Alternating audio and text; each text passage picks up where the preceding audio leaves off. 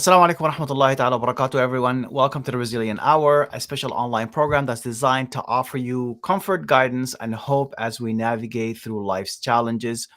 My name is Mamun Hassan. I'm going to be your host for tonight. But before we begin, I do want to ask you all to share this live stream with everybody who's going to be interested. And I want you to comment below here to let us know where you're joining us from. This is really important for the algorithm, as you know. Facebook, Instagram, YouTube, all of these, they like comments, they like engagement. So please go ahead and sharing us. For those of you who are joining us for the first time, the Resilient Hour started during the pandemic when we couldn't gather in person. It was a time of uncertainty. And as Ramadan came around, we realized that we couldn't gather in person. And people needed some sort of encouragement and to be with us. Since then, the Resilient Hour has continued due to its popularity. Walillahi alhamdu wal minna. And we're so grateful that the community that has grown around it. Each session, we focus on meaningful topics that offer us a way for us to reflect and also to get some sort of practical advice. Tonight's theme is when things go wrong in relationships, finding hope and staying grounded. We're going to explore how to manage relationship struggles and how to stay emotionally and psychologically strong during these difficult times. I'm really honestly honored to have Dr. Zaihan Rashid join us today. But before we do any of this, I want to start with Qur'an recitation, and I have the one and only our brother Abdus Salam. He is no stranger to you guys. May Allah subhanahu wa ta'ala bless you. Abdus Salam, you can go ahead, inshallah ta'ala. أعوذ بالله من الشيطان الرجيم بسم الله الرحمن الرحيم يا أيها الذين آمنوا اتقوا الله ولتنظر نفس ما قدمت لغد واتقوا الله إن الله خبير بما تعملون ولا تكونوا كالذين نسوا الله فأنساهم أنفسهم أولئك هم الفاسقون لا يستوي أصحاب النار وأصحاب الجنة أصحاب الجنة هم الفائزون لو أنزلنا هذا القرآن على جبل لرأيته خاشعا متصدعا من خشية الله وتلك الأمثال نضربها للناس لعلهم يتفكرون هو الله الذي لا إله إلا هو عالم الغيب والشهادة هو الرحمن الرحيم هو الله الذي لا إله إلا هو الملك القدوس السلام المؤمن المهيمن العزيز الجبار المتكبر سبحان الله عما يشركون هو الله الخالق البارئ المصور له الأسماء الحسنى يسبح له ما في السماوات والأرض وهو العزيز الحكيم صدق الله العظيم.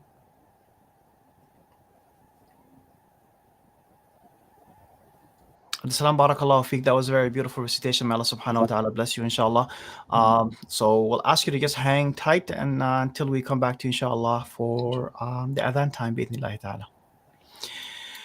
And now let me introduce our esteemed guest. I'm honestly really blessed to have Dr. Zaihan Rashid with us tonight. Dr. Rashid is an executive director of Happy Strong Family and a well-respected member of the Durham Islamic community. That's my hometown, where he's been honestly actively involved for, I mean, here it says the past 19 years, but I think I've known him for at least 9 of those years. So I'm certain it's a lot more than that. Dr. Rashid is also a founder of several masajid in the actual area itself. Alhamdulillah subhanahu wa ta'ala. And may Allah bless you and for all the work that you've been doing.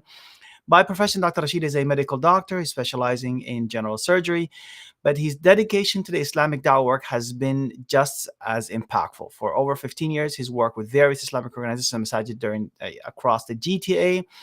His passion, however, lies in helping families build stronger relationships. He guides parents, young adults, children, using insights from the Quran and the Sunnah. And I think that's the beautiful focus that he has here. But he also mixes it up with modern sciences. He's delivered khutbahs and talks all across local masajid university campuses. There's just so much to talk to him about. I actually just want to bring him on because I'm sure all of you know him already. Dr. Rashid, Assalamu alaikum wa rahmatullah. How are you وعليكم doing? السلام ورحمة الله وبركاته شيخ إمام جزاك الله خير. May Allah subhanahu wa ta'ala bless you. I am really looking forward to hearing your talk today. As you know, our theme for today is challenges in relationship. And this is something that you have specialized in, something that you've researched, something that you've talked to so many people about. I'm going to give you some time to give us a little bit of presentation. If there is some time, we are running a little behind today. If there is a little bit of time, I'm going to get some people to ask us some questions. Everybody who's watching this, you can just type your questions in the comments and the chats, and we'll be able to put those forward to Dr. Rashid, inshallah. Dr. Rashid, go ahead, inshallah. بسم الله الرحمن الرحيم رب اشرح لي صدري ويسر لي أمري واحلل عقدة من لساني يفقهوا قولي نحمده ونصلي على رسوله الكريم وعلى آله وأصحابه أجمعين. Jazakallah khair, first of all, Sheikh Imam Mahmood, for allowing me to talk on this, what I consider to be a dear topic, and I hope it's a dear topic to all, maintaining relationships, because we know that this is the aspect of life that the modern world has perhaps not emphasized enough to particularly our young people, but not so young people also, where people forget the difference between a house and a home, and they emphasize more lifestyle than quality of life. So these things to me result from some very basic errors that people make when they are engaging. And let's say for today's topic, let's emphasize on the relationship between a husband and a wife and see what are the things that cause these issues to begin with. I've used something that I call the 10 T's, which I've used for a long time. I heard this from a scholar many years ago, where I heard him giving this advice to the newly married or the ones that are about to get married. And I've taken that to heart to say these 10 points actually are probably the basis of most things that go wrong in a relationship. So let's start with the first T. I'm going to go with 10 T's. The first T is the trust that a relationship enjoys. And we know that when it comes to amana, when it comes to this very important aspect of how we are with our partner, with our spouse, with the one that is dear to us, this aspect of things, the transparency in relationship, has a huge effect on the ability of two people to withstand all that life throws at them. So trusting each other obviously is not something that happens by chance. It requires kindness, it requires politeness, it requires overlooking one's spouse's shortcomings, and indeed recognizing that Kullu Bani Adam Khata was said to the Prophet many years ago, many years ago, 1400 some years ago, because that's the emphasis we should have when we talk about relationship, to say, I'm not perfect and I don't expect my partner is either. So let us adopt this attitude where we trust each other and produce the kind of atmosphere where people trust. Obviously is not something you buy in a shop. Trust is not something you make somebody do. You develop trust over people in people over a period of time. Second thing, the second T is the tongue. And we know that the Prophet ﷺ, in a true hadith, in a sahih hadith, mentioned that the tongue is the biggest reason why people will end up in the wrong side of Allah Ta'ala's decision on the day of judgment. And we know how much harm the tongue can cause, an organ that never tires, but is capable of so quickly putting people down and finding people's, if you like, less enabled personalities. And not only that, but making a big deal about it, where a person, if you like, is known in a majlis, in a gathering, because they know all the gossip. So to me, the inability to control the tongue is one of the bigger reasons, if not the one of the biggest reasons why relationships go wrong. And in the modern world, this tongue has sadly been replaced by the tablet, as it were, because people now write things down and allow this, whatever they said, in a manner of haste, in a manner of, if you like, less well-controlled emotions, things that they would not have otherwise said. So the tongue is the second one in this 10 T's that I've mentioned, which maintain healthy relationships. The third one is time. Giving each other dedicated time as partners is something that often gets ignored these days because, hey, time is taken up by so many other things. But we know that we have been given time as such an important, and really it's a ni'mah. The Prophet ﷺ, again, he said there are two ni'mas, two blessings that people have, but most people don't really take full benefit of. One of them is good health, and the other is firagh or free time. So time has to be devoted to our spouses. Dedicated time. It doesn't have to be a specific time, but dedicated time. 10 minutes are from my wife or my husband. We sit, we chill, we talk, we nudge, we do whatever. But that time is always there most of the time. The fourth is what I call tea, eating together, finding time to drink tea together, or finding time to just, again, what we say is, if we play together, we pray together, but we also eat together. We stay together because we have created that love of something that everybody, I mean, we are social animals, we love socializing. Let's also give that same social etiquette that we have for our friends and for our office, for our spouse also. You will find these 4 points so far I've mentioned are probably the essence of a lot of things that go wrong. People don't spend time with each other. People eat out of a microwave and in a rush and go on to their next D, which is technology. Technology cannot be taking our lives over where they have replaced for some people their spouse, where sometimes their spouse looks with envy. I remember one sister saying to me, I am envious of this Apple device, which my husband gives so much attention to. My sisters and my brothers, we have to remember that we have to give each other time, and then we have to give that time technology free. Many times people bring their office home. Many times people do their office even when they're about to go to sleep. And these are things that are unhealthy, more than just relationship point of view. They're actually unhealthy many other places where we find that that technology has taken over life to the extent where, although the trust is there, but it's very loose, very weak, because we don't get enough attention from our spouses. So let's keep these things under control, give them the attention they deserve, but not make them become our life partners. As I call, they should not become so close to our heart. I mean, many people put these phones in their left pocket, and it's close to the heart, even when it's not being used. Let's not do that. The fifth thing, the sixth thing is really troublemakers. In every, unfortunately, relationship, outside relationships, there are people, sadly, that do very little except produce fitna and problems in other people's life by saying things. Again, it's the basic emphasis is again on tongue. A loose tongue allows troublemakers to really benefit, or benefit in a bad sense of the word. Because when troublemakers make inroads into any relationship, most of the time I find and I experience that other things have already impacted on that relationship. So the troublemakers are simply one more, if you like, added trouble in the whole relationship that's going south for many other reasons. So we should identify troublemakers. Sometimes these are a close family. Let's face it, we can't exactly take people out that are blood relatives out of our life. We can't.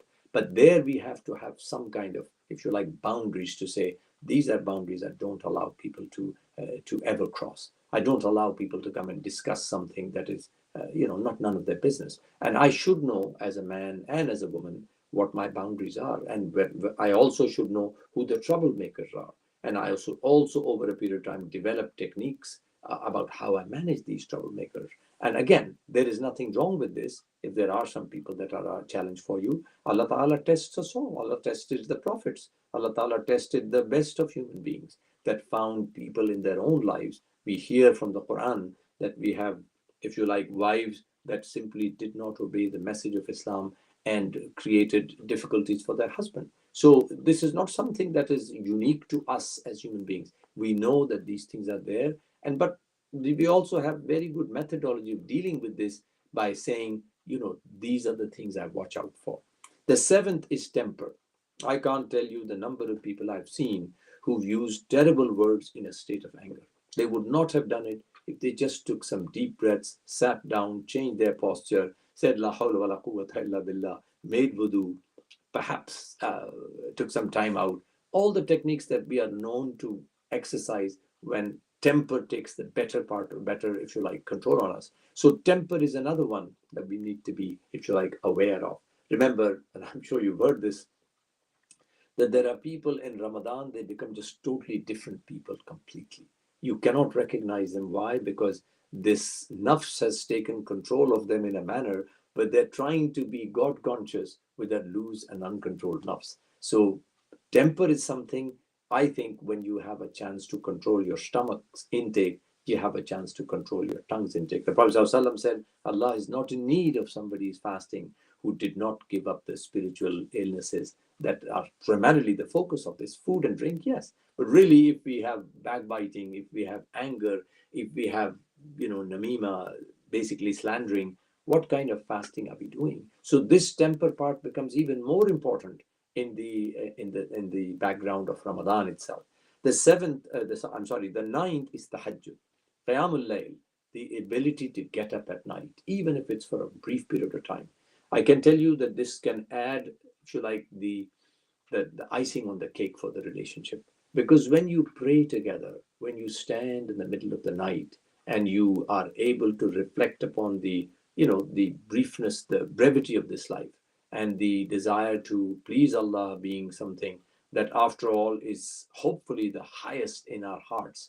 And tahajjud in Ramadan, subhanallah, this is a given. We have the opportunity to do Qiyamul Layl every night in the form of Taraweeh. We have other forms of doing it as well. So tahajjud is another something that I emphasize a lot. So far I've gone over trust, tongue, control of tongue, spending time together, tea, which is really eating together, drinking together, fluids, tea particular, technology, restriction, troublemakers, recognition, control on temper, tahajjud, and I come in the last one, which is truthfulness. I can't tell you the number of times marriages go south or relationships go bad because people are not being truthful in their statement. People don't, unfortunately, maintain this as a huge part of the relationship. And it's something, again, that one has to go back to say, once a partner knows that I do not use anything but the truth, I actually follow the prophetic example of Sadiq wal Amin. So truthfulness goes hand in hand with trust. I said these deliberately at the beginning and the end so that we realize a lot of relationships are based on these two primary factors. A, I trust my partner because they're kind, because they're polite, because they're forgiving, and because they're honest. It does make a big difference when people know you as an honest individual who is able to say sorry. This is the last one I would say. It's not the tea that I was talking about, but the ability to apologize when we've made mistakes. So much of relationships are saved when we are able to say, I'm sorry, honey, I made this mistake. I'm sorry, I've made a fool of myself when I behaved the way I did. You'll be amazed how that controls and calms and really gives shaitan a kick when a person is able to apologize. Remember, the difference between Adam alayhi salam and shaitan is that one, right? Shaitan is arrogant in that he didn't do anything wrong. He's made of fire, and Adam alayhi salam is made of clay. But Adam alayhi salam has said, رَبَّنَا ظَلَمْنَا أَنفُسَنَا وَإِن لَمْ تَغْفِرْ لَنَا وَتَرْحَمْنَا لَنَكُونَنَّ مِنَ الْخَاسِرِينَ. May Allah Ta'ala make relationships a primary ability, our ability to maintain our relationships, our big goal in Ramadan, and hopefully, inshallah, to use this for the remaining part of Ramadan and for the rest of the year. Jazakallah khair. Dr. Rashid, I really appreciate some of the things that you said here. I have so many questions to ask. I don't know where to start. But I guess really, I think we do have about 2 minutes before Adhan is called. About 6 minutes actually for the Adhan to be called here in Durham region. Okay, just so you know, which is about a minute or so before. But I do want to ask you this one question here. So one of the things that you've mentioned here is I guess you said truthfulness to each other. Now, a lot of which is the last one, and it caught my attention because that is many times, and I'm certain that the reason why you put this at the end is because for a reason. But many people, the issue with truthfulness comes from having difficult conversations. Many people say, I lied because I just genuinely don't want to upset my wife. I'll use the man's example, right? I lied because I don't think it's a big deal, and the priority of whatever we're talking about, to me, in my mind, is not the same as the priority that is in my wife's head, for instance, and therefore, to me, it doesn't really matter to actually speak about it or not. I guess I don't really know if you if you want to talk a little bit to me about this concept here, which is basically having difficult conversations. I think you're right. Difficult conversations are difficult because the easier conversations and that level of confidence and trust has not been established in a relationship. People don't open to each other.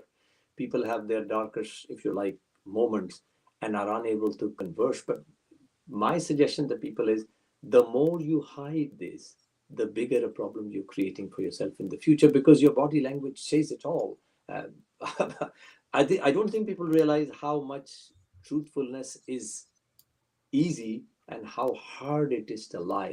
Remember, lying only becomes easy because we do it again and again.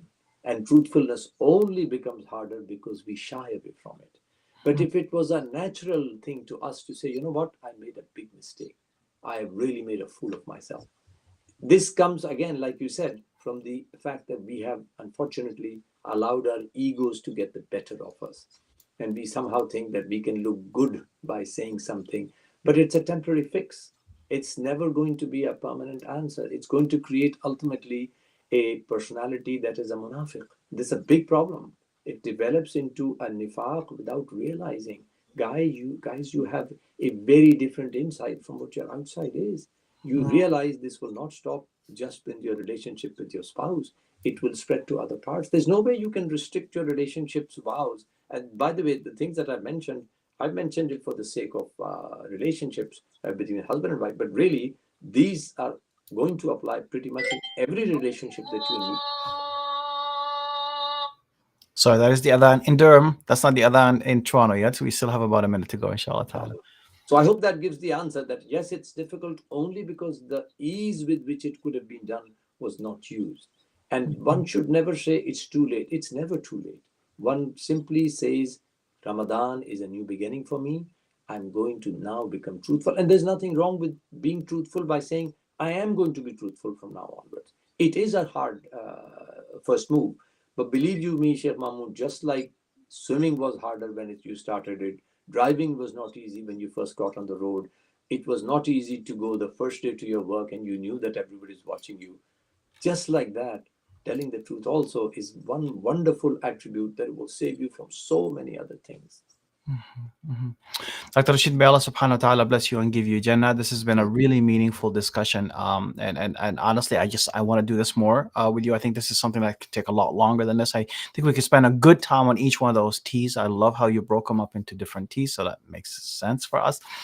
Jazakallah khair. It is now adhan time in the Toronto area. And I'm just going to call our brother Abdul Salam to come ahead and to give us the adhan, inshallah ta'ala. Dr. Rashid, we'll see you again, inshallah ta'ala. Jazakallah khair. Assalamu alaikum wa rahmatullah. Dr. Salam, go ahead and call the adhan. Before you call the adhan, I do want to let people know that the adhan here is a little bit delayed. It'll come to you a little bit delayed just because the way live streaming actually works, and that Facebook and YouTube has about 15 seconds delay on that, inshallah. So go ahead, Brother Salam. Allahu Akbar, Allahu Akbar. Allahu Akbar, Allahu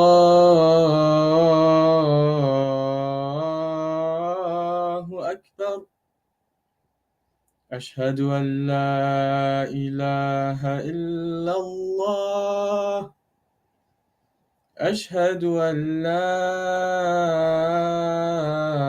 ilaha illallah.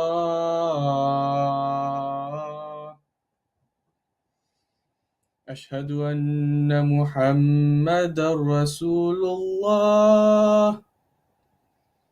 أشهد أن محمدا رسول الله.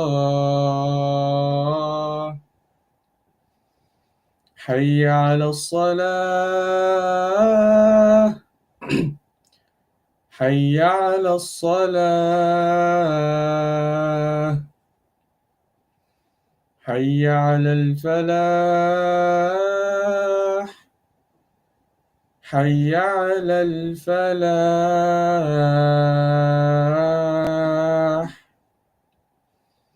الله أكبر، الله أكبر. لا إله إلا الله